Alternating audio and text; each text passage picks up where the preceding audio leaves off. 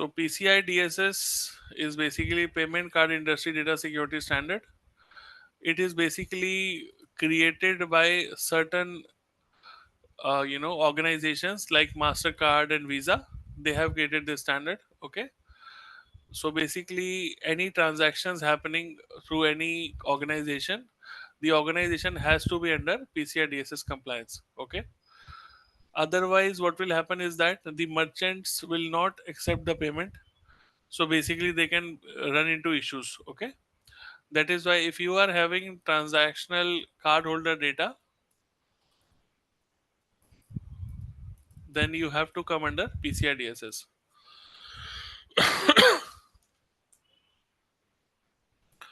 Some core objectives of PCI DSS, these are the rules that we have to follow if we need to come under PCI DSS. Okay, and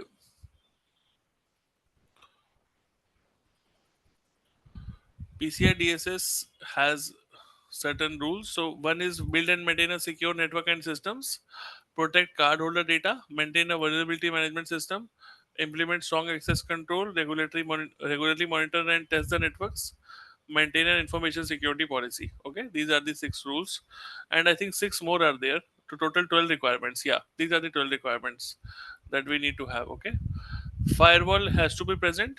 Okay, vendor supplied default should be changed. Do not use the default password. Okay, protect the cardholder data, encryption, encrypt transmission of cardholder data, again encryption at rest and encryption during transit. Okay, use and update antivirus, anti-malware solution. Okay, develop secure system, restrict access, access control, assign unique ID to each user. Okay, so basically why assign unique ID is because PCI DSS works on a concept of tokenization. Okay, tokenization. So basically, if tomorrow anything happens, your data is not leaked at all. What happens is that if there is an individual and this is their access card, the credit card and all that, so tomorrow any information from the card is not shared directly. In case of a card, there is a token which is assigned to this user, and this token is only transacted throughout the transaction. Okay, so are you clear? So card details are never out, only the token is out, and token cannot be related to the card again. Okay, it's a random token. So that is why assign unique ID to each individual. Okay, restrict physical access to cardholder data, which is important. Log and monitor all the access to network resources and cardholder data. Okay, test security system and processes, maintain a policy addressing security policy. Okay, system that store, process or transmit cardholder data. Okay, which is credit card information. Okay, card expiry date, CVV number and all that. Okay, payment terminals, server databases, cloud services which are actually used in the transactions. Okay, key data types is cardholder data, PAN number, name of the cardholder, expiration date of the card. Okay, CVV number, magnetic strip data and pin number. Okay, so data masking is used, pseudonymization is used, encryption is used, and this is the last one, is the most important. Replacing sensitive cardholder data with the unique token. For example, if anybody is able to even intercept, they are not able to recall anything because the cardholder data is replaced with the unique token. Okay. So new version of PCI DSS is there now, 4.0. Okay. So basically new version has some more customizations, stronger authentication. Okay. Improved reporting, focus on risk management. Okay. This some changes in the new version. Okay. Yeah, that's it. So what are the different merchant levels are there? Okay, different merchant levels are there based upon the transaction criteria. For example, if the transaction is over 6 million transaction annually, okay, then level 1. If 1 to 6 million, then level 2. 20,000 to 1 million, then level 3. Level 4, fewer than 20,000 e-commerce transaction annually. Okay, these are the merchant levels decided by the PCI DSS. Okay, It's in USD. This is in USD. Yes. Role of service provider in PCI DSS compliance. Okay, service providers must comply with PCI DSS for all systems. Organizations share responsibility for security with provider. Okay, service provider provide attestation of compliance from a PCI DSS perspective. Use context to outline roles, responsibility, and data protection measures. Okay, contexts are very important again in this case also. Mandatory documentation for PCI DSS compliance. If you want to comply, okay, you need to have the scope and network diagram, access control policy, incident response plan. If you see again, most of these documentation are repeated, right? What we saw in GDPR, HIPAA, same documents are almost there, right? There's only a one or two documents extra. That's it. ROPA also we saw there, right? So encryption is there, data retention is there. Okay. Vulnerability assessment and penetration testing. This is a very important requirement of PCI DSS. If you are doing PCI DSS, you need to have VAPT every now and then. Okay, it's important. Risk assessment procedure has to be maintained. System configuration standards have to be maintained. Okay, this is basically the checklist how to achieve the PCI DSS compliance. Okay, start by defining the scope, perform the gap analysis, what all is present. Okay, implement the controls, and then conduct the vulnerability scan, penetration testing, and validate the compliance. Non-compliance examples: storing encrypted data. Okay, using default password, improper segmentation of payment networks. So payment network has to be a separate network, right? You cannot have the same network for payment network. Okay, any network which is basically used for payment transaction has to be a separate network. Failure to conduct VA scans. VA scans are not happening.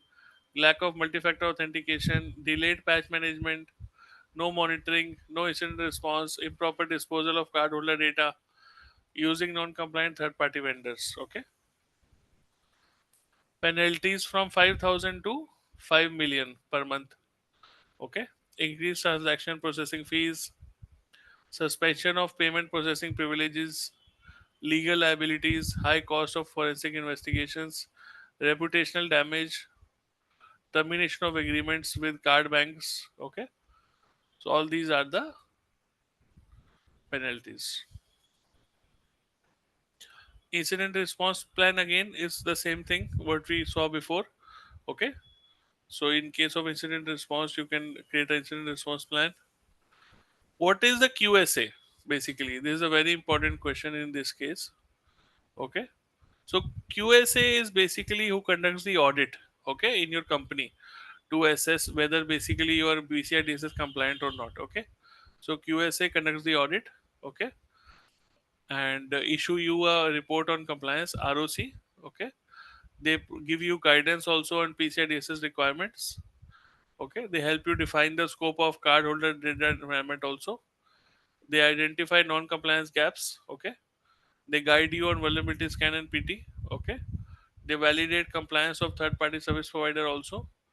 They collect evidence and interview staff for compliance validation. They support the customized security approaches under the PCI DSS v4.0. Okay, they train the internal employees to maintain the long-term compliance.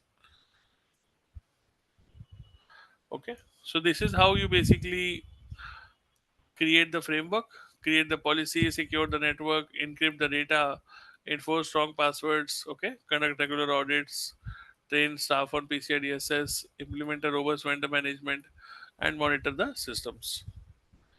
Okay, any organization that stores, processes, or transmit the credit card data or cardholder data must comply with the PCI DSS.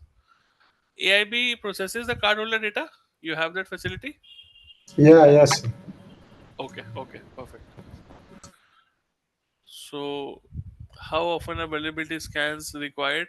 Okay, vulnerability requires quarterly or after significant network changes. Okay, encryption mandatory. Vulnerability scans encryption mandatory. The answer is yes, it is mandatory. Okay, difference between CSD and SAD. Cardholder data. Okay, and sensitive authentication data. Okay, two types of data are there. Small business can use PCI DSS self-assessment questionnaire (SAQ) and work with the secure payment processors. Okay, One penalties. question, Yeah, sir. yeah, This audit should have to be done by a qualified assessor, yeah. not a. QSA, QSA. Yeah. And once the audit is completed after issuing the ROC or AOC report, Hmm. and then I think they are providing also a COC certificate of compliance. For 1 year. Then, Yes, yeah, yes. yeah, for 1 year. Then, what's the role of the qualified assessor? Then they are uploading this ROC report to the PCI DSS Council, website. council. Yes, yes. They do that. Okay. Then they are sharing these ROC reports with them, yeah? Yes, yes. To the council. Yes. Oh, Okay. right. So penalties we have seen, vendor compliance we have seen, how is compliance validated, qualified security assessor we have seen, self-assessment questionnaires are present on their website. Okay, the website of PCI DSS has a self-assessment set of questionnaire that you can follow and check whether you are compliant or not. Okay, so basically for payment card related data, PCI DSS is important. Okay, regular assessment ensure long-term security. Okay, proactive compliance framework build trust and reduce the risk. Okay, good.